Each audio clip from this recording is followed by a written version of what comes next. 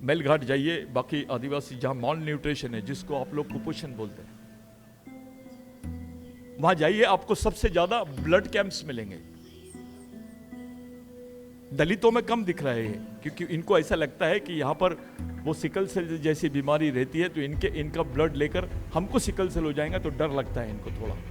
लेकिन जो रिकॉग्नाइज आदिवासी होते हैं उनमें थोड़ा कम है सिकल सेल का, और वो 70% कम है। और वो जो मेन जंगल एरिया के आदिवासी होते हैं उनका ब्लड में रेजिस्टेंस पावर बहुत ज्यादा रहता है। तो हर एरिया में आप जाके देखना, जिनको खाने को नहीं है वहां ब्लड कैंप्स है। जब आप जाके देखोगे, सर्वे करोगे, तो आपको पता चलेगा कि वो उसको ब्लड देने के एवज में 800 रुपए देते हैं, 800 रुपीज। और वो 800 रुपीज के एवज में वहां से अपने बच्चों के लिए राशन लाते हैं। गढ़चिरौली में हमारे 13 साल की बच्ची को मार दिए, पता भी नहीं चला, नक्सली बोल दिए, कपड़े पहना दिए उसको, थी नहीं। उसका अभी रिजल्ट आया तो पता चला वो इनोसेंट लोग थे, बच्चे, स्टूडेंट्स थे। अब वो वकील ढूंढने गए हम, तो एक आदिवासी वकील नहीं मिला हमको। फिर और वकील ढूंढने गए, भैया आदिवासी नहीं मिला, चलो दलित ढूंढ लेते। तो एक भी दलित वकील हमको बराबर मिला नहीं। चलो दलित नहीं मिला, ओबीसी ढूंढ लेते हैं। तो सुप्रीम कोर्ट में हमारी कोई अगुवाई करने के लिए तैयार नहीं। ये हमारे तुम्हारे सामने प्रश्न है। ऐसी क्या बात हो रही है कि हमारे बच्चे जिस उम्र में उनके हाथ में किताबें होनी चाहिए, जिस उम्र में उनके पास लाइब्रेरी होनी चाहिए, जिस उम्र में वो स्कूल जाना चाहिए, उस उम्र में उनके पास बंदूकें कहां से आई? आप गढ़चिरौली जाइए, आप बस्तर जाइए, तेलंगाना का आदिलाबाद से लेकर इधर का बेल्ट आप पूरा जाइए, उस बेल्ट में बुखार की गोली नहीं मिलती है, जिसको आप लोग पैरासीटामोल बोलते हैं, लेकिन बंदूक की गोली मिल जाती है।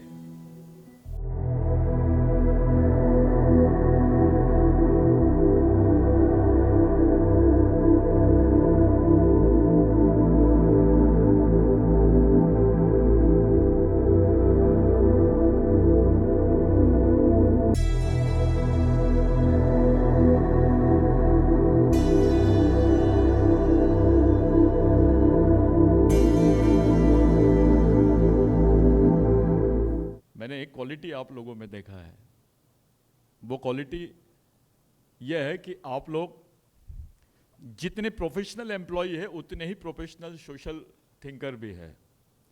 आप लोग एक सामाजिक रूप से आप लोग सोचते हैं। मुझे जैसे ही पता चला कि मुझे इस प्रोग्राम में आना है, कल दिल्ली में ऑल इंडिया SC/ST OBC और माइनॉरिटीज़ के जितने एम्प्लॉयज़ हैं उनका नेशनल कॉन्फ्रेंस है रामलीला मैदान में। सिमिलर वे में ही मैं वहाँ पर भी गेस्ट हूँ, लेकिन मुझे इम्पोर्टेंस आज यहाँ लग रहा है। उसका कारण ये है कि SC/ST कर्मचारी लोग, एम्प्लॉयज, ऑफिसर्स, डॉक्टर बाबा साहब अंबेडकर की दीक्षा भूमि में वर्ल्ड के नहीं, दुनिया के सबसे ज्यादा बर्निंग सोशल इशू पे आज डेमोन्स्ट्रेशन किए वर्ल्ड के। ये मैं नहीं बोल रहा हूं, टाइम्स ऑफ न्यूयॉर्क टाइम्स ने इसको रिकॉग्नाइज किया है। उस पर आपका प्रदर्शन, ये यूनियन बैंक के ये जो आपका प्रदर्शन हुआ है, पूरे देश के एम्प्लॉयज इससे इंस्पायर होंगे। और ये एक ऐसी आप लोगों ने जिस तरीके से ये सोशल यानी परफॉर्मेंस आपका रहा है, यानी एक सोशल एक्टिविस्ट करके आप लोगों ने जो रखा है, आपने आपको नहीं, अपने डॉक्टर बाबा साहब अंबेडकर के विचारों का सम्मान किया, उसकी सही लाइन को आप लोगों ने पकड़ा। साथियों, मैं आपको वर्किंग क्लास समझ के बात नहीं करूंगा, मैं आपको थिंकिंग क्लास करके बात करूंगा। क्योंकि इस समाज में, जिस समाज के आप प्रतिनिधि हो,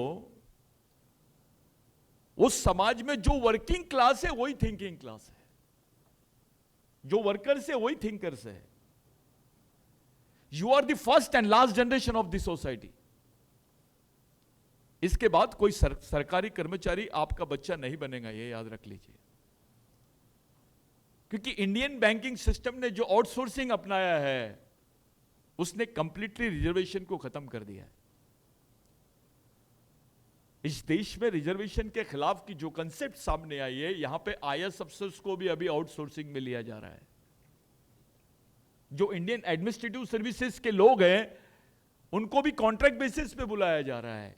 जो रिटायर्ड कलेक्टर्स है वो लोग भी कॉन्ट्रैक्ट बेसिस पे काम कर रहे हैं। There is no future of reservation in India. आप रिजर्वेशन के भरोसे समाज की डेवलपमेंट की कल्पना आप लोग, मैं इससे कन्विंस नहीं हूं। आप देश के उस जगह पे बात कर रहे हो, उस जगह पे हम लोग मिल के बात करने के लिए बैठे हैं जिस जगह पे डॉक्टर बाबा साहब अंबेडकर की विचारधाराओं को लाइन मिली है।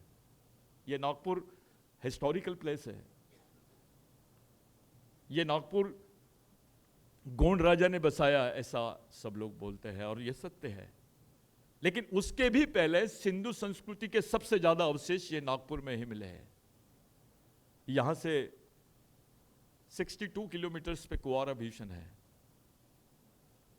दुनिया का जो सबसे पहला आदमी लोगों ने, साइंटिस्ट लोगों ने उसको ये किया, अभी एंथ्रोपोलॉजिस्ट लोगों ने अभी रिसर्च किया, वो कुंवारा भीषण के पास में मिला है। ऐसा थ्योरी अब इंडिया में खड़ी हो गई है। लोग बोलते थे कि आदिवासी साउथ अफ्रीका से इंडिया में आए हैं। आदिवासी यानी दलित भी, ओबीसी भी।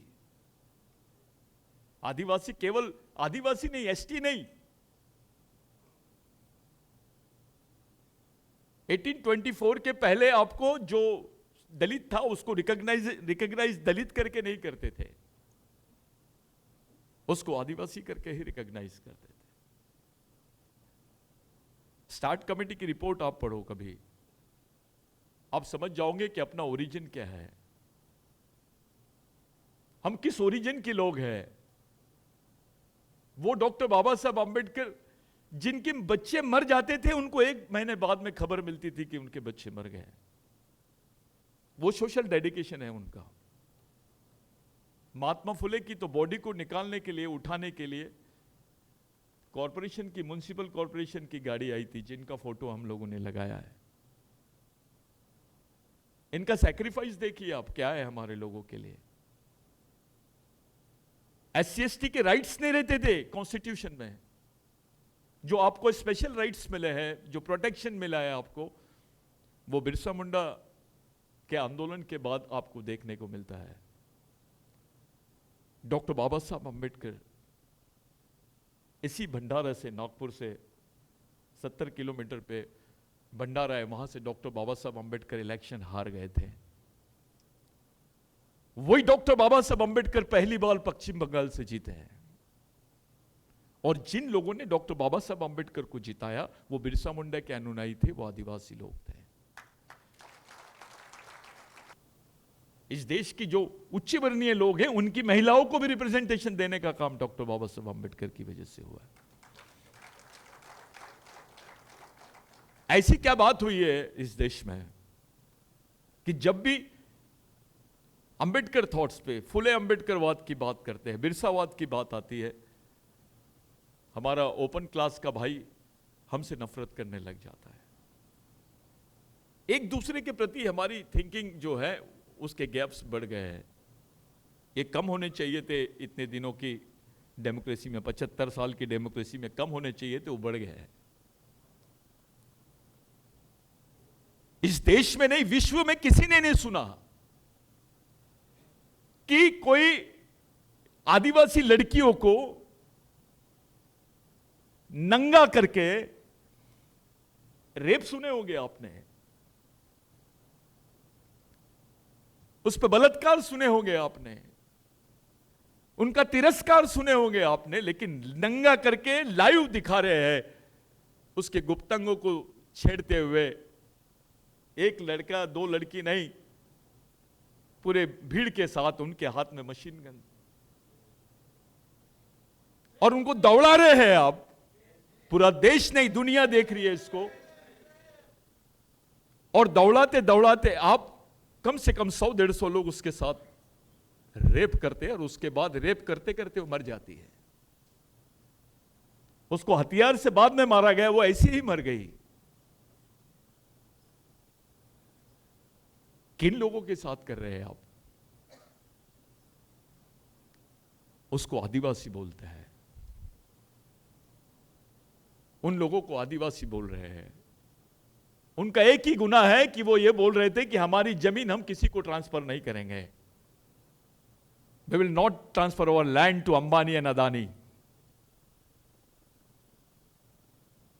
जो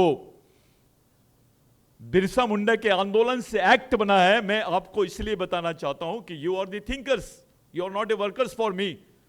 मैं देश से बात कर रहा हूं, मुझे मालूम है यहां तेलंगाना के लोग हैं, यहां पर केरला के लोग हैं, यहां पर पंजाब के लोग हैं, यहां हरियाणा के लोग हैं, छत्तीसगढ़ के लोग हैं, उत्तराखंड के लोग हैं, महाराष्ट्र के लोग हैं, एमपी के लोग हैं, छत्तीसगढ़ के लोग हैं। और ये है कौन? ये मेरे खून के लोग हैं। और खून से बड़ा रिश्ता नहीं, उससे भी बड़ा रिश्ता बिरसा मुंडा बोलते थे कि खून से नहीं, खून के रिश्तों से बड़ा रिश्ता होता है विचारों का रिश्ता। उस रिश्ते की वजह से मैं आपसे बात कर रहा हूं कि सिचुएशन देखिए देश में कैसी बना दी गई है।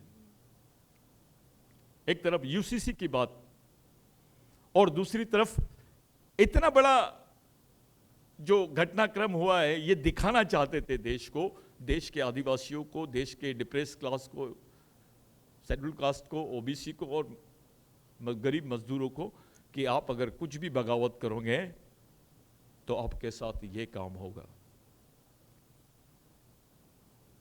1898 में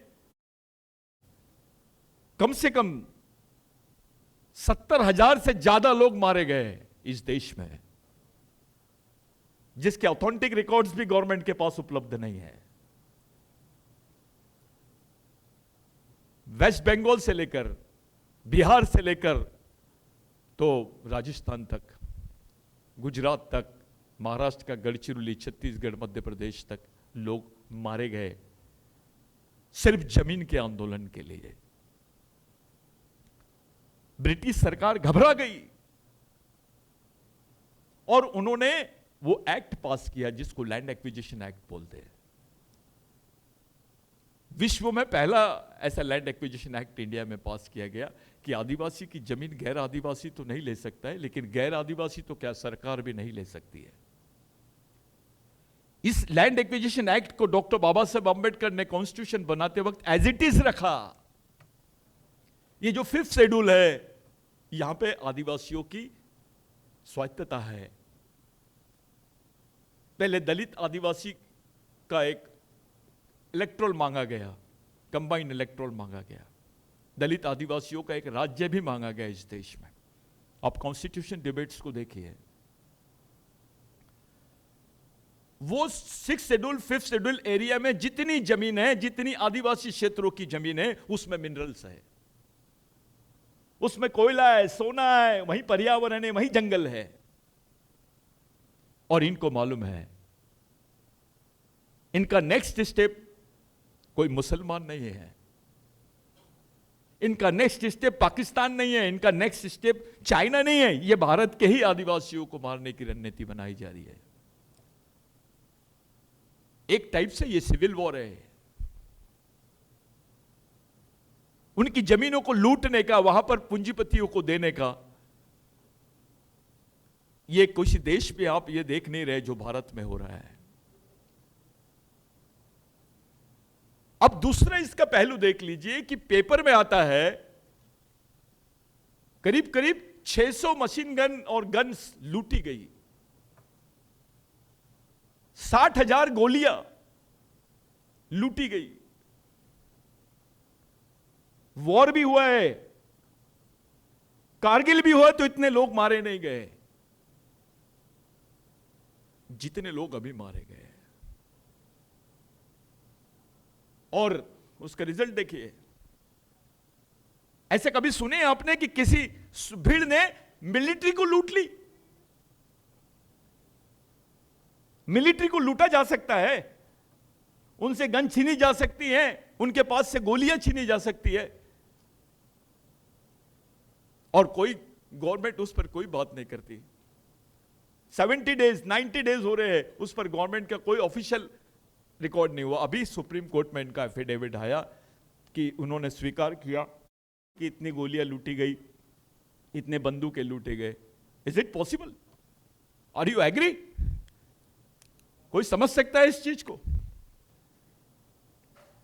साथियों, मेरा सब्जेक्ट आज का इसलिए क्योंकि आपने डेमोन्स्ट्रेशन किया है। If anybody will ask you why you have demonstrated, आपने डेमोन्स्ट्रेशन क्यों किया, क्या आंसर रहेगा आपके पास? क्योंकि मीडिया आपको क्लियर बात नहीं बताएगी, सच्चाई नहीं बताएगी। 2 लेडीजों का वीडियो बनाया गया, आपको सीरियसली बता रहा हूं, हजारों लेडीजों के साथ रेप हुआ है। इतनी दर्दनाक घटना किसी देश में भी नहीं होती है। अभी वो वॉर हुआ आपका, यूक्रेन वॉर जो हुआ है, उसमें भी ऐसी कोई घटनाओं का उल्लेख नहीं आया।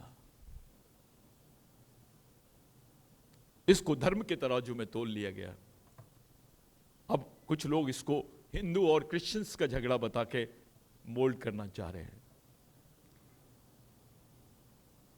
आप बुद्धिस्ट हो, आप मुस्लिम हो, आप क्रिश्चियन हो, आप हिंदू हो, लेकिन उसके पहले आप दलित हो, एससी हो। आपका ओरिजिनल जो रिकॉग्निशन है, कॉन्स्टिट्यूशनल रिकॉग्निशन जो है, वो शेड्यूल कास्ट का है। Because you are schedule caste, that's why you have got some rights in the Indian constitution. Because you are schedule tribe, that's why you got some rights in the Indian constitution. They are against the constitutional recognition. वो आपके संविधानिक recognition के खिलाफ में है। It's a civil war. ये situation देश के ऊपर आना शुरू हो गई है। न्यूज कैसी पढ़ते हैं आप? दलित घोड़े पे चढ़ा तो उसको मार दिया गया। किसी दलित लड़की ने टाई पहन ली तो उसके कपड़े उतार लिए गए। कोई आदिवासी मजदूर ने रोटी मांगा तो उसके हाथ काट दिए गए।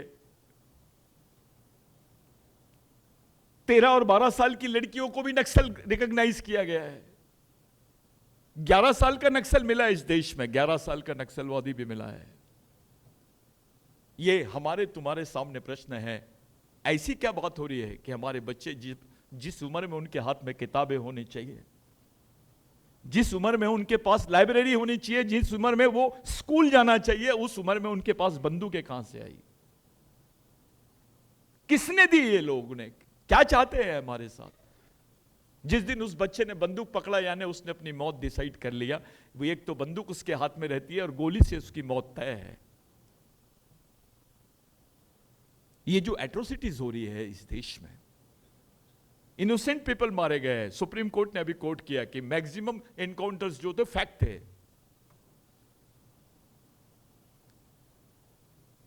हमारे लोग डिमांड करते हैं रिजर्वेशन इन प्रमोशन, उसको मिस इंटरप्रेट करते हैं प्रमोशन इन रिजर्वेशन। सुप्रीम कोर्ट के रीच से आप किधर जा रहे हो, हमारी तरफ क्या हो रहा है, हमारी सोसाइटी में क्या हो रहा है, ये देखना बहुत जरूरी है।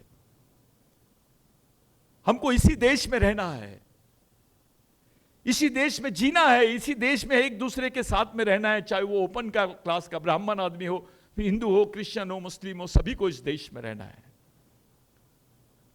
ये उस देश में यूसीसी लाने के पहले एटमॉस्फेयर बना रहे हैं।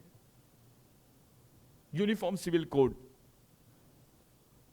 ये उस देश में बात कर रहे हैं, उस कॉन्स्टिट्यूशन में बात कर रहे हैं जिसमें 395 आर्टिकल्स है।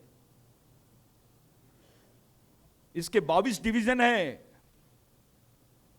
इसमें 12 शेड्यूल है, 12 अनुसूचियां है, और 118 बार यह कॉन्स्टिट्यूशन अमेंड किया जा चुका है।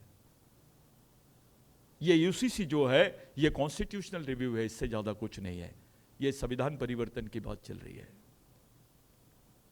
साथियों, संविधान है तो एक ब्राह्मण भाई, एक दलित भाई, एक आदिवासी भाई, एक मुस्लिम भाई साथ में बैठा है। संविधान नहीं रहेगा तो क्या होगा, आप सोचिए। यह केवल दलित आदिवासियों का प्रश्न नहीं है, इस देश के नागरिकता का प्रश्न है। यह हमारे जीवन का प्रश्न है, आपके बच्चों का प्रश्न है, आपकी आने वाली जनरेशन का प्रश्न है। कैन यू इमेजिन, मैं आपसे पूछता हूं, एक बैंक के कर्मचारी से पूछता हूं, वो कोई भी क्लास का है, क्या वो इमेजिन कर सकता है कि मैं मेरे बच्चे को बैंक में लगाऊंगा? आज की डेट में आपको लगता है कि आज बैंक में केवल 13% रिक्रूटमेंट्स हुए हैं देश में, चाहे ओपन के हो, एससी के हो, बाकी सब आउटसोर्सिंग हुई है। आपका बच्चे को आप इमेजिन कर सकते हो कि आने वाले समय में, आज से 10 साल बाद आपका बच्चा बैंक में नौकरी कर पाएगा? वहां आपका रिजर्वेशन रहेगा। रिजर्वेशन नहीं होता तो मैं भी इंजीनियर नहीं होता। आज हम सांप के साथ बैठे हैं, ये कॉम्बिनेशन भी नहीं होता, ये स्टेटस भी नहीं मिलता हमको अगर रिजर्वेशन नहीं होता तो। मैं ये बात इसलिए बोल रहा हूं आपको कि जो देश की वास्तविक स्थिति है उससे बाहर जाके आप किसी भी लेवल पे बात नहीं कर सकते। मैं जानता हूं, मैं देश के तमाम इंटेलेक्चुअल लोगों से बात कर रहा हूं। आपकी ऑफिशियल वैल्यू एक कर्मचारी की हो सकती है। As an officer you are a worker for department, पर as a member of the society you are a thinker for that society, you are God। Birsa Munda ने बोला था, जो वर्ग समाज को गाइड करता है उसको गार्जियन बोलते हैं। जी फॉर गार्जियन। वो उस समाज की मालिकियत को अपने कंधे पे रखता है, उसको बोलते हैं ओ फॉर ओनर। और उस समाज को चलाता है, उसको बोलते हैं D for driver. GOD God, इसका इंटरप्रिटेशन बिरसा मुंडा ने इस तरीके से किया था। लेकिन उल्टा हो गया, जो गॉड था वो डॉग हो गया। GOD गॉड, वो DOG डॉग हो गया। वो केवल अपने स्वार्थ तक ही निहित हो गया, अपने घर तक, अपने परिवार के बाहर वो आ ही नहीं सका। वो भूल गया कि उसको जो रिजर्वेशन मिला है वो सोशल रिप्रेजेंटेशन है, that is not a personal representation. आपको जो रिजर्वेशन है वो सोशल रिप्रेजेंटेशन है। इसलिए आपकी जवाबदारी केवल ऑफिस की नहीं तो समाज के प्रति भी आपकी जवाबदारी है, क्योंकि आप उस समाज के नागरिक हो। जिंदा रहने के लिए जॉब है, जॉब के लिए जिंदा नहीं रहना है। डॉक्टर बाबा साहब अंबेडकर ने यह बात बोला था कि जिंदा रहने के लिए जॉब है, जॉब के लिए जिंदा नहीं रहना है। और जो आप कर रहे हो पूरी ईमानदारी से करो, लेकिन आपकी सोशल सेंसिटिविटी कहां है? आपकी सोशल सेंसिटिविटी किस ओर जा रही है? समाज किस तरफ जा रहा है? देश किस तरफ जा रहा है? अरे आने वाले समय में SC ST का एग्जिस्टेंस भी रहेगा इस देश में, मैं डाउट है मुझे। साथियों, हमारे सामने हम ऐसे समाज के नुमाइंदे हैं जो भूख से मरता है इस देश में। सर, ये रियलिटी है। इस देश में कुत्ता भूख से नहीं मरता है, लेकिन आप सुन लीजिए, मेलघाट जाइए, आदिवासी भूख से मरता है। ऐसे कैसे सिस्टम है कि उसको भूख से मर रहा है वो? आप गढ़चिरौली जाइए, आप बस्तर जाइए, तेलंगाना का आदिलाबाद से लेकर इधर का बेल्ट आप पूरा जाइए, उस बेल्ट में बुखार की गोली नहीं मिलती है जिसको आप लोग पैरासीटामोल बोलते हैं, लेकिन बंदूक की गोली मिल जाती है। आपके साथ साथ, समाज के साथ साथ उन क्षेत्रों को भी ऐसा बना दिया जा रहा है। हजारों एकड़ जमीनें लूटी जा रही है, उसका पर्यावरण की खुली छूट दे दी जा रही है। उसके पूरे आदिवासियों के जितने लॉ है, जमीन के जितने लॉ है, जंगल के जितने लॉ, डेली अमेंडमेंट्स हो रहे हैं, उसमें लूटा जा रहा है, पूरा पर्यावरण टूट जाएगा। इसका हानि केवल आदिवासी और दलितों को नहीं होगी, पर्यावरण से तो समाज के सभी लोगों को फर्क पड़ेगा। उनका भी जीवन अस्तित्व खतरे में आ जाएगा। ये जो इशू है जिस पे आज आपने डेमोन्स्ट्रेशन किए, मैं आपको सैल्यूट करता हूं।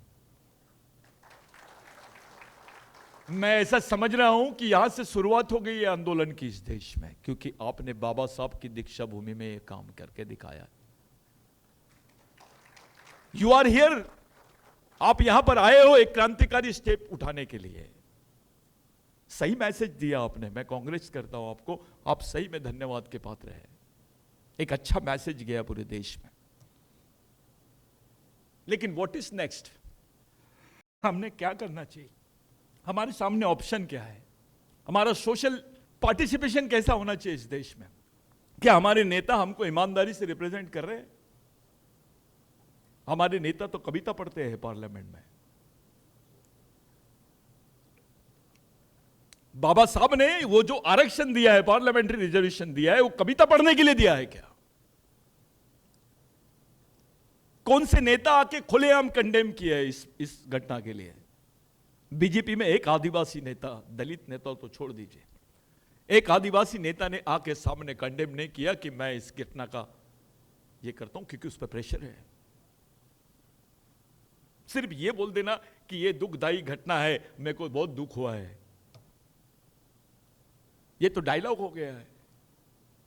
फिर आप में और मोदी जी में क्या फर्क है?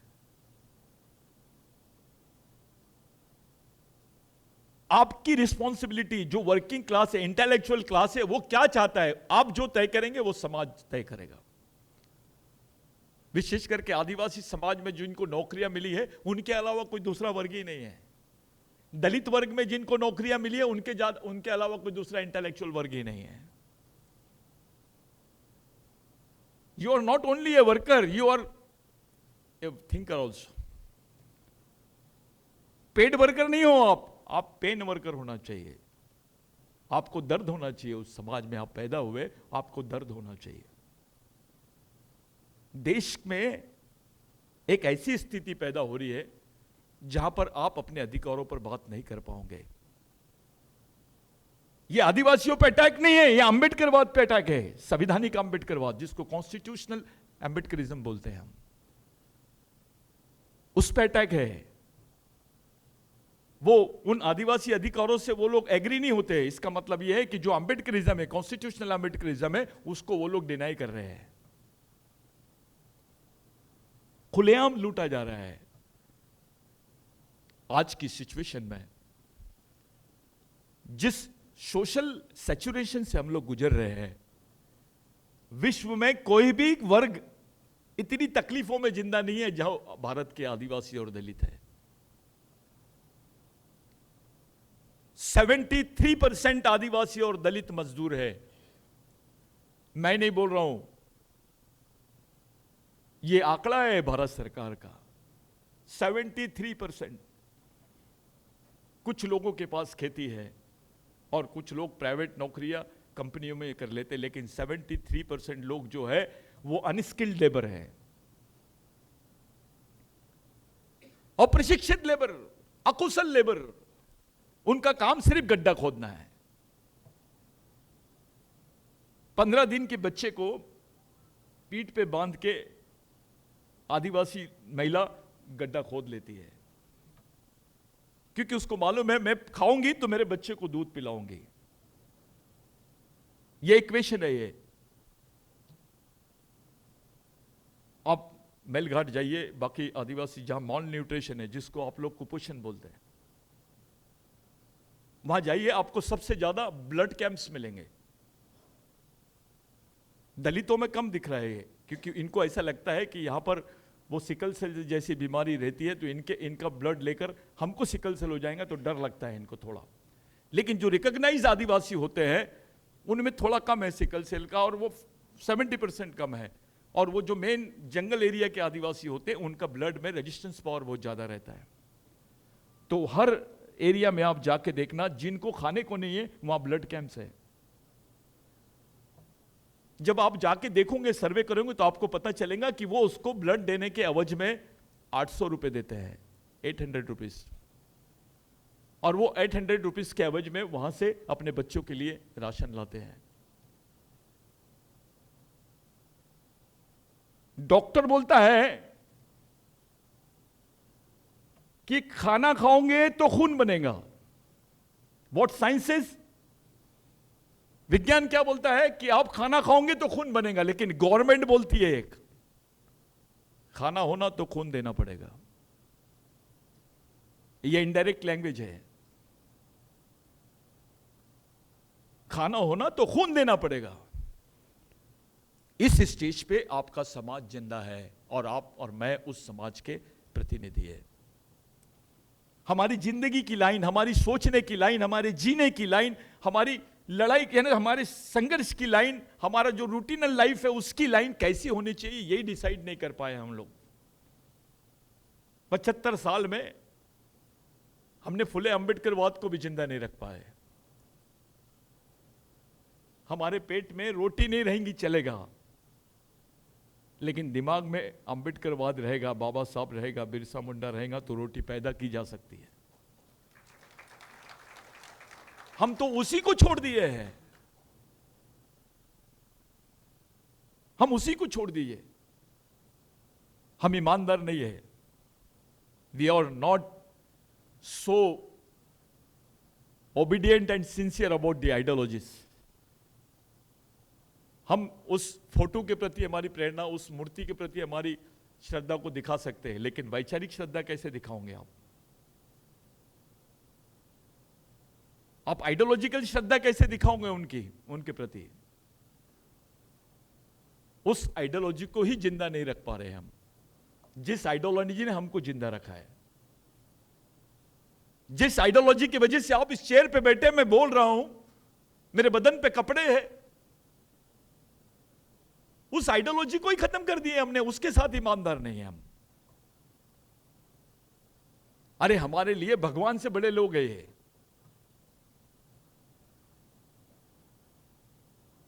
ये मैं नहीं बोलता, एक रिक्शे वाले ने एक रिक्शे वाले को बोला। रिक्शे में एक ऑफिसर बैठा हुआ था, चलते जा, और वो दलित ऑफिसर था।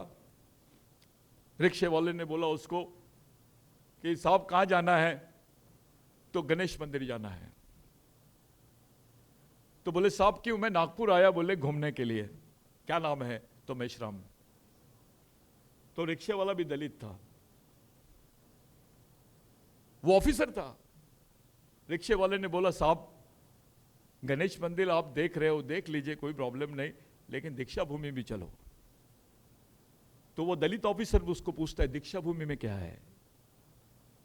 तो रिक्शे वाला बोलता है यहां भगवान रहता है, वहां भगवान से बड़ा आदमी रहता है।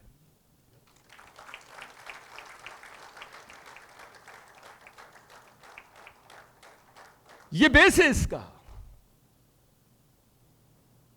हम जिनके भरोसे बने हैं उनकी आइडियोलॉजी से हम ईमानदार नहीं है। सिर्फ ईमानदारी से घर आता है, वो किसी के लेने देने में नहीं रहता है, ड्यूटी जाता है, संडे को टीवी और बीबी देखता है, उसमें कोई प्रॉब्लम नहीं, किसी से कोई लेना देना नहीं, समाज के किसी आदमी से झगड़ा भी नहीं करता और मिलता भी नहीं है। ऐसा आदमी वो सामाजिक रूप से जिंदा नहीं है। उसको सोशल हेड नहीं बोलेंगे, उसको सोशल डेड बोलेंगे। He socially dead. He is useless for the society. One who has taken reservation of society. And he is not responsible to the society. It means he is a man useless for the society. We should not give respect to him. And he should not get respect in our society. सम्मान का भागीदार कौन है? सम्मान का भागीदार हर वो आदमी है जिसके प्रति समाज में, जिसके मन में समाज के प्रति दर्द है, वो समाज के बारे में सोच रहा है। आपने बहुत बड़ी प्यारी गैदरिंग की है ये। We are fighting for humanity, we are fighting for identity, we are fighting for constitution rights. ये जो थ्योरी आप लोगों के सामने आई है, मैं SC/ST यूनियन के आपका जो भी आपने नई बॉडी बनाई है, मुझे दूसरी बार आप लोगों ने बुलाया, लेकिन मेरे को ऐसा लगता है बहुत सारे लोग हैं जो मैं उनसे कम्युनिकेशन में रहता हूँ, साहब का मुझे बहुत रिस्पेक्ट है उन लोगों का कि वो ये स्टेज पर भी समाज के प्रति बहुत ज़्यादा रिस्पॉन्सिबल मानते हैं। हम समाज के प्रति खुद को रिस्पॉन्सिबल मान लें, ये बहुत ज़रूरी है। अगर बाबा साहब समाज के प्रति रिस्पॉन्सिबल नहीं मानता तो अपने बच्चों की डेथ में खड़ा नहीं हो पाता। यानी वो आ जाता, अपने फैमिली के साथ में रहता, रिजाइन नहीं करता वो मिनिस्ट्री से। बिरसा मुंडा अगर समाज के साथ ईमानदारी नहीं करता तो वो 25 साल की उम्र में शहीद नहीं होता। उनको तो बोल दिया गया था कि आप बोल दो आप इस देश के मालिक नहीं है, साइन कर दीजिए, आपकी फांसी की सजा माफ। बिरसा मुंडा मर गया, लेकिन बोलते रहा मैं आदिवासी था, आदिवासी हूं, आदिवासी रहूंगा। उनको फांसी देने के पहले अभी अभी देखो कुछ चीजें इतिहास में गलत बात बताई जाती है हमारे महापुरुषों के बारे में। फांसी के एक दिन पहले बिरसा मुंडा को यह एग्रीमेंट दिया गया, उन्होंने साइन करने से इनकार कर दिया। क्या सजा दी है उसको मालूम है? उनकी चमड़ी निकाल रहे थे रात भर, जैसे बकरे को काटते और उसकी चमड़ी निकालते हैं वैसे रात भर उनकी चमड़ी निकाली जा रही थी। सिर्फ उस वक्त जब शेड्यूल ट्राइब और शेड्यूल कास्ट, ऐसा कोई इंटरप्रिटेशन नहीं, कोई काका कालेकर रिपोर्ट नहीं आई थी। I am talking about 1898 1899। तब आदिवासी और दलितों की कोई अलग सेपरेट पहचान नहीं थी इस देश में, आपकी यूनिक पहचान थी, एक ही पहचान थी, एक सिक्के के दो पहलू। उस वक्त ऐसी सजा दे रहे हैं और वो आखिरी तक जब ब्लड बहुत ज्यादा निकल गया और उसको मारा गया, वो आखिर मर गया और इन्होंने बता दिया, उसको फांसी दे दी है। लेकिन जॉन हेनरॉप करके एक ब्रिटिश राइटर है, एडवोकेट भी थे वो, उन्होंने जब उसकी बॉडी का ये किया, मुआयना किया, तो उन्होंने बताया कि उसकी बॉडी पूरे ब्लड से भरी हुई बॉडी थी। आज आपको जो जमीन मिली है ना, दलितों को भी ब्राह्मणों को भी इस देश में, पहले आपके जमीन के कागजात पे लिखा जाता था भूधारक, यानी जमीन को धारण करने वाला माल आदमी। लेकिन बिरसा मुंडा के मरने के बाद जो कानून बना उसमें हर भारत के आदिवासी यानी नागरिक के 7/12 में आया भूमालक। तब ब्रिटिशर्स ने यहां के SC ST को स्पेशल लैंड्स दी। आज जो शेड्यूल कास्ट के पास लैंड है ये उसी का नतीजा है। बाद में दादा साहेब गायकवाड़ ने चलाया उसको। जबरन जोत आंदोलन आप समझ गए होंगे। ये वो बेसिक है। आपके पास नौकरी नहीं थी तब जमीन महत्व की थी। कब? जब नौकरी नहीं थी। बाबा साहब ने मेडिएटर है, बाबा साहब ने हमारे लिए रास्ता बना के दिया है, लेकिन वो रास्ते को हमने यूटिलाइज नहीं किए। जब हमारे पास नौकरी नहीं थी तो जमीन थी, हम जिंदा थे। आज जमीन भी नहीं रहेंगी और नौकरी भी नहीं रहेंगी, करोगे क्या? आपके पास कोई प्लानिंग है कि विदाउट रिजर्वेशन के आप अपनी जनरेशन को जिंदा रख लोगे? आपके पास कोई प्लानिंग है विदाउट जमीन के आप अपनी जनरेशन को जिंदा रख लोगे? अरे यहां तो रिस्पेक्ट नहीं मिलता आपको, रोटी कहां से मिलेगी, नौकरी कहां से मिलेगी? अगर आपको रिस्पेक्ट मिलता तो आपकी मां बहनों को नंगा नहीं घुमाया जाता इस देश में। किसी को मार देना, गोली मार देना, यह घटना भी हो सकती है, लेकिन खुलेआम रास्ते पे घुमाना, मिलिट्री से लूट करना, इनडायरेक्टली ऐसा प्रतीत होता है कि इनको हथियार दिए गए हैं कि आप ये काम करो। आज दलित के आदिवासियों के साथ हुआ, कल और भी लोगों के साथ होगा। ये प्रैक्टिस शुरू हो गई। देश में एक अलग माहौल बन गया है। आप अपने बाल बच्चों को ऐसे माहौल में सुरक्षित देख पाओगे क्या? Is it possible? Can you imagine your people, your childs, your daughter will get protection in the system, will get respect in the system? मैं आदिवासी कम्युनिटी में ज्यादा ये रहा हूं, मेरा लाइन है, मैं तो एक वकील ढूंढ लिया सर, पूरे सुप्रीम कोर्ट में एक वकील नहीं मिला हमको। अभी गढ़चिरौली में हमारे 13 साल की बच्ची को मार दिए, पता भी नहीं चला, नक्सली बोल दिए, कपड़े पहना दिए उसको, थी नहीं। उसका अभी रिजल्ट आया तो पता चला वो इनोसेंट लोग थे, बच्चे, स्टूडेंट्स थे। अब वो वकील ढूंढने गए हम, तो एक आदिवासी वकील नहीं मिला हमको। फिर और वकील ढूंढने गए, भैया आदिवासी नहीं मिला, चलो दलित ढूंढ लेते, तो एक भी दलित वकील हमको बराबर मिला नहीं। चलो दलित नहीं मिला, ओबीसी ढूंढ लेते हैं।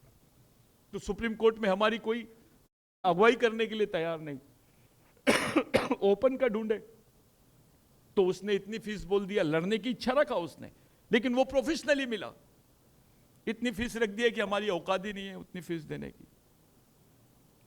जिसके पास नागपुर हाईकोर्ट आने के लिए गढ़चिरौली से पैसा नहीं है, मेलघाट से नागपुर हाईकोर्ट तक नहीं आ सकता, उसके पास वो पैसा नहीं है, इतने बड़े वकील का पैसा कैसे देगा वो?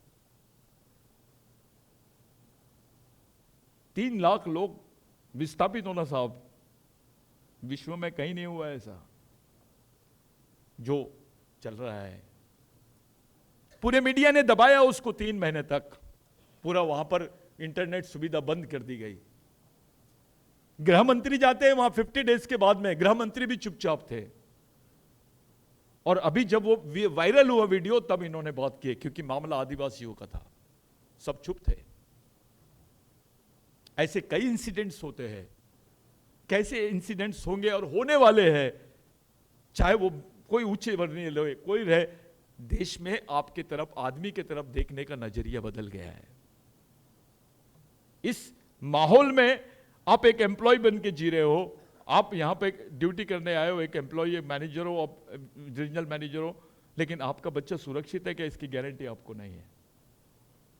ऐसे एटमॉस्फेयर में हम लोग सोशल सोच रखना ये जरूरी हो गया है। आपने रिजर्वेशन तो ले लिए, वो सोशल था, लेकिन आपने सोच नहीं लिए, आपने जवाबदारी नहीं ली जो सोशल थी, आपने जीवन नहीं लिया जो सोशल था। इन तमाम चीजों के बीच में आज हम लोग बैठे। हम लोग मुस्लिम भाइयों की तरफ देख रहे, क्रिश्चियन भाइयों की तरफ देख रहे, ब्राह्मण भाइयों की तरफ देख रहे। भाइयों, ये जो घटना हुई है और आज जो आप लोगों ने मुझे बुलाया है, मैं हकीकत में बोल रहा हूं कि मैंने तो आप लोगों से बात करना था आपके विषय पर, लेकिन मैं बेईमानी कर दिया आप लोगों के साथ में। मैं अपने विषय पर आपके सामने बात कर शुरू कर दिया, क्योंकि मुझे लगा ही नहीं कि मेरे कम्युनिटी में कोई लोग हैं। मुझे ऐसा लगा कि ये मेरे समाज के लोग हैं, देश के लोग हैं, देश भर के लोग हैं, जिनके सामने मैं इस बात को रख रहा हूं, ताकि ये बात पूरे देश तक के जाएगी, इस मोमेंट को देश भर तक ले जाएंगे। ये आप कैप दिख रही है, ये कैप दिखती है ऐसी मिलिट्री या नक्सलवादी जैसी, लेकिन ये सोशल फोर्स है बिरसा मुंडा का। डॉक्टर बाबा साहब अंबेडकर की सोच है इसके पीछे। ये मोमेंट हम लोग चलाते हैं। मैं भी क्लास 1 ऑफिसर था, मैंने रिजाइन कर दिया जॉब। मैं एमएससीबी में था, इलेक्ट्रिसिटी, महाराष्ट्र इलेक्ट्रिसिटी बोर्ड में। उसके बाद मैं इंडियन इंजीनियरिंग सर्विसेज से सेलेक्ट भी हुआ था, मैंने जॉब छोड़ दिया, शादी भी नहीं कर पाया, और 24 आवर्स पूरे देश में शुरू किए। आज जो फोटो आपको दिख रही है, इसमें कांसीराम जी को बुलाया नहीं जा सकता है, बिरसा मुंडा की जो बात थी। उसके बाद में हमको बिरसा मुंडा को पूरे देश में पहुंचाने के लिए उम्र के 25 साल तक के कंटिन्यूस भिड़े रहे हम। आज अच्छा लगता है कि पूरे देश में बिरसा मुंडा को लोग पहचानते, टंटा भील को पहचानते, राघोजी भांगरे को पहचानते। इतिहास नहीं था आदिवासियों का, इतिहास एक किताब भी नहीं थी उनके पास। मैं इतना पैसा खर्च करके भी हम लोग ऐसा ऑर्गेनाइज नहीं कर सकते। मेरे लिए बहुत बड़ी गोल्डन अपॉर्चुनिटी दी है इन लोगों ने, जो ये यूनियन वाले, एम्प्लॉइज एसोसिएशन वाले, मैं उनको सैल्यूट करता हूँ। मैं साहब को थैंक्स देता हूँ कि मेरा रिकमेंडेशन किए कि मेरे को बोलने का मौका दिए। आप लोगों ने मुझे चीफ गेस्ट रखा, मैं उस लायक नहीं हूँ, मैं आपके किसी काम का नहीं हूँ, मैं 24 आवर्स सोशल वर्कर हूँ, I am not an employ. हाँ, ये अलग है कि कुछ ट्रेड यूनियंस वगैरह के लोगों को मैं गाइड करते रहता हूँ, उनको बताते रहता हूँ, लेकिन मुझे ऐसा लगता है कि ये समय बदल चुका है।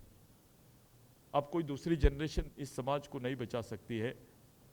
ये हमारी आखिरी जनरेशन द्वारा, आखिरी जनरेशन को बचाने के लिए लड़ी जाने वाली आखिरी लड़ाई है। अगर ये लड़ाई आप हार गए तो इसके बाद आपका देश में नामो निशान नहीं रहेगा। बौद्धिज्म लेने से प्रश्न सॉल्व नहीं होंगे, क्रिश्चियनिज्म लेने से प्रश्न सॉल्व नहीं होंगे।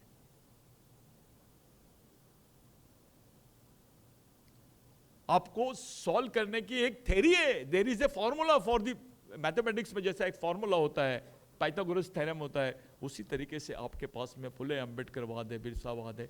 इस फॉर्मूले से आप इस समाज की सामाजिक समस्याओं को हल कर सकते हो। बिरसा मुंडा ने बोला था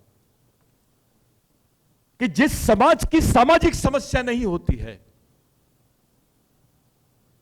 उसकी कोई समस्या नहीं होती है, लेकिन जिस समाज की सामाजिक समस्या होती है उसकी समस्या ही समस्या होती है।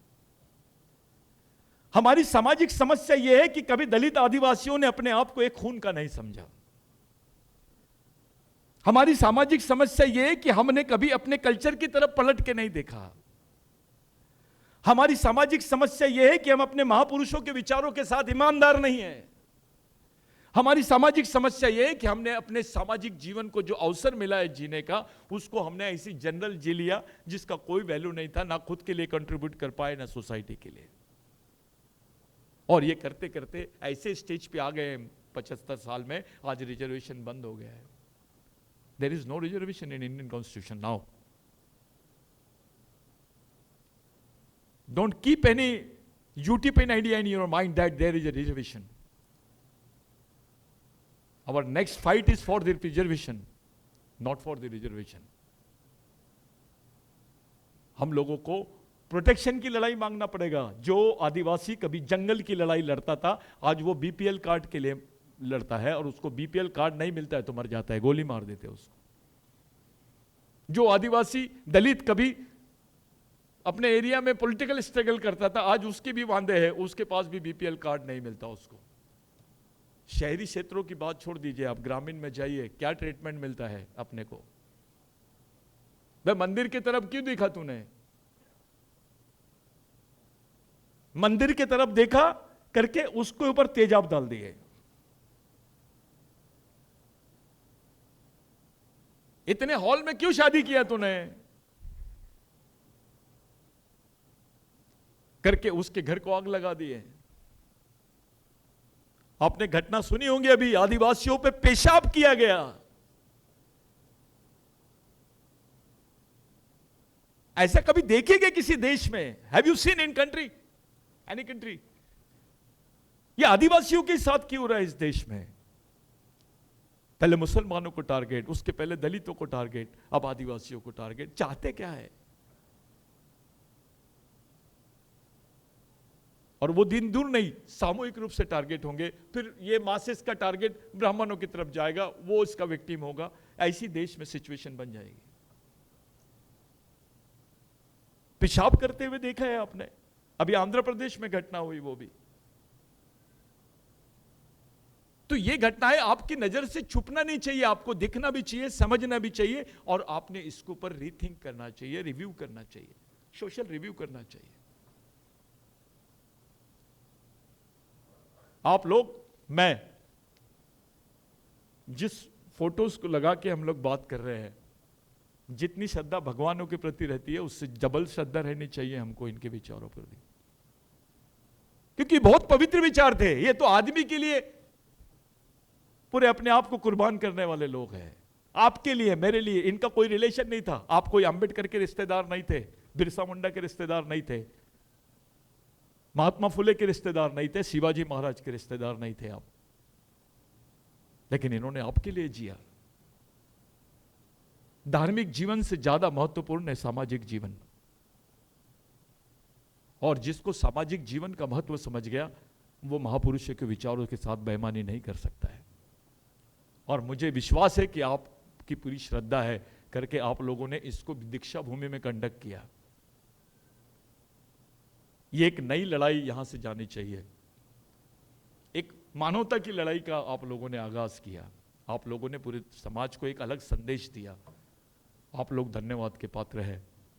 मैं जब जब मुझे मौका मिलेगा, पूरा बिरसा ब्रिगेड का जो ऑर्गेनाइजेशन है आज, जो भारत के 18 राज्यों में काम करता है, जो भी कर्मचारी रहेगा आपसे जुड़ा हुआ, यहाँ इन्वॉल्वमेंट हमारे रीजनल मैनेजर साहब का भी है, रीजनल हेड साहब का भी है। कभी हमारी जरूरत पड़ी तो हम आपके साथ में रहेंगे सर, क्योंकि हम लोग एक स्वभाव से आदिवासी आदमी को सिर्फ दो चीजों के लिए जाना जाता है। एक है ईमानदारी के लिए और दूसरी है लड़ाई के लिए। और ये सिर्फ दो ही गुण है हमारे पास, दिमाग नहीं है। यहां हम खाली होते चले जा रहे हैं। हमारे बच्चों को हम लोग जहां भेज रहे हैं, वो बच्चे को कोई वो आदिवासी कल्चर या दलित को, जो दलितों के प्रश्न है, जो बाबा साहब की थ्योरी है, वो नहीं समझाई जा रही है। उसके दिमाग में कुछ और ही डाल रहे हैं। शाहरुख खान, आमिर खान, गरीब खान, कुछ भी चल रहा है देश में। एक हेडलाइन देखने के लिए तरस गए थे हम 90 दिन में। एक हेडलाइन, किसी पेपर में हेडलाइन नहीं आई, लेकिन जिस दिन ये पूरा उस पर फेसबुक पे और वो सब चीज़ें, वो नंगी तस्वीरें आई, पूरे पेपरों की हेडलाइन, टीवी पर अभी यही डिबेट चल रहा है। टीआरपी बढ़ाने का सोर्स बन गए हम लोग। इतनी अच्छी पिक्चर तो देश में किसी ने नहीं दिखाया होगा। इस देश में जहां पर थोड़ी भी असलियत रही तो पिक्चर को सेंसर बोर्ड क्या कर देता है, काट देता है। ये वाली पिक्चर को कैसे सेंसर करोगे आप? ये तो सोशल पिक्चर है, ओरिजिनल पिक्चर है।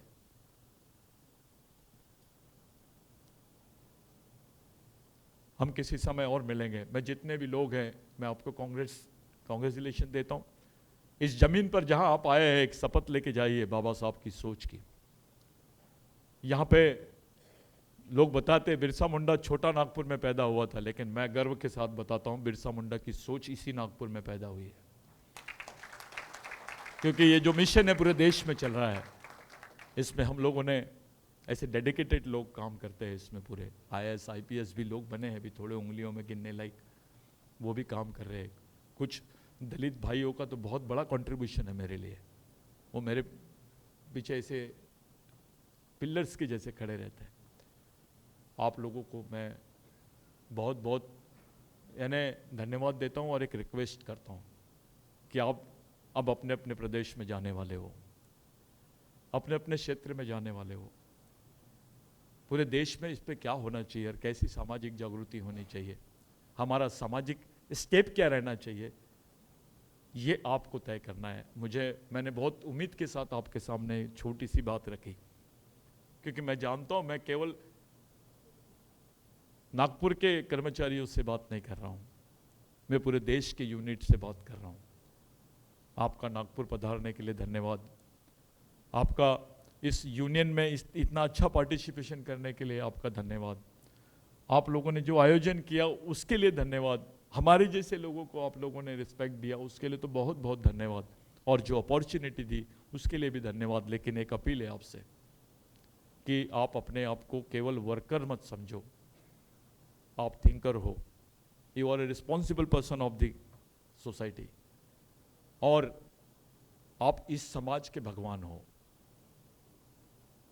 इस वर्ग के भगवान हो। You are the god. पूरा समाज पढ़े लिखे लोगों की तरफ देख रहा है कि ये क्या बोलेगा और हम कैसे करेंगे। ये दिमाग में रख के आप लोग जाए। ये एसोसिएशन केवल ऑफिशियली, मैं अनऑफिशियल लैंग्वेज में बात कर रहा हूँ, लेकिन ये ऑफिशियली यानी यहाँ तक सीमित नहीं रहने चाहिए। आपकी इस मेहनत का, आपके इस ब्रेन का, आपके इस जीवन का जो प्रभाव है वो सामाजिक भी रहना चाहिए। ये बोलते हुए मैं अपनी बात को यहाँ रोकता हूँ। जय भीम, जय बिरसा।